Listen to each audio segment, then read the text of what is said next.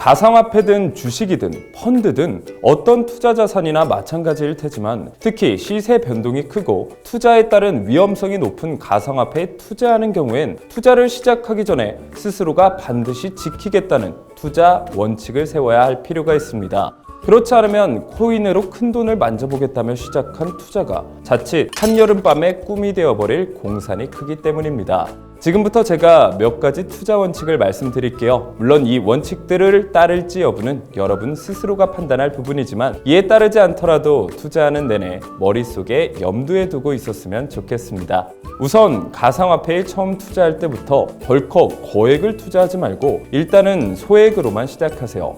이때 투자하는 돈도 다른 용도가 있는 자금이 아닌 철저히 여윳돈이면 더 좋습니다. 최대한의 손실을 내더라도 본인이 감당할 수 있는 성격의 자금을 소액으로만 우선 투자하라는 겁니다. 참고로 세계 최대 자산운용사 중 하나인 피델리티 인베스트먼트의 경우 자사 고객들에게 자신의 투자 자산 중 5%만 비트코인에 투자하라고 권고하고 있습니다. 이 비율은 개인에 따라 다 다르겠지만 통상 많아야 5%, 적게는 2% 정도를 적정 비율로 봅니다.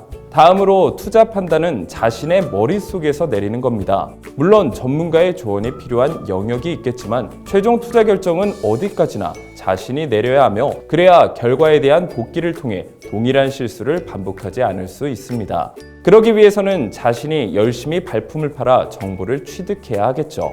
투자의 세계는 철저한 제로섬 게임인데 주변에서의 말 한마디나 SNS상에 나도는 근거 없는 글에 휘둘려선 안 됩니다. 특히 갑자기 가격이 급등하는 코인에 올라타는 것은 위험천만한 일이겠죠. 이런 외동매매는 지양해야 합니다. 한 발 더 나아가 가상화폐에 투자하는 자금 내에서도 코인별 투자 배분을 철저하게 해야 합니다. 다수의 자금은 거래량이 많아 유동성이 좋으면서도 시가총액이 큰 메이저 코인 위주로 안전하게 투자하면서 일부만 알트코인 투자에 배분하는 것이 좋습니다. 또한 자신의 투자 성향이나 자금 성격을 분명히 규정해야 합니다. 스스로 단기 투자자임을 분명히 한다면 기대 수익률을 정하고 손절매할 타이밍을 미리 고려해야 하겠죠. 일정한 이익을 냈을 때 과감하게 포지션을 청산하는 익절과 정해놓은 수준의 손실이 발생할 때 미련 없이 매도하는 손절매 시점을 미리 정해둬야 한다는 뜻입니다.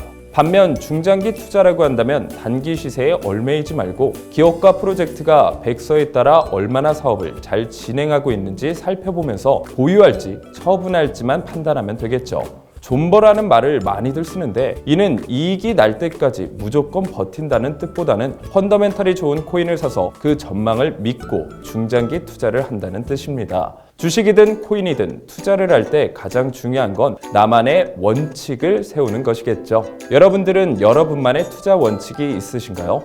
수익을 많이 보는 것도 물론 중요하지만 원칙 없이 큰 돈만을 쫓는다면 그만큼 손실을 볼 확률도 큽니다. 아직 자신만의 투자 원칙이 없다면 오늘 영상을 참고해서 투자 원칙부터 세워봅시다. 다음 시간에는 가상화폐 거래소를 선택하는 방법에 대해 알려드릴게요.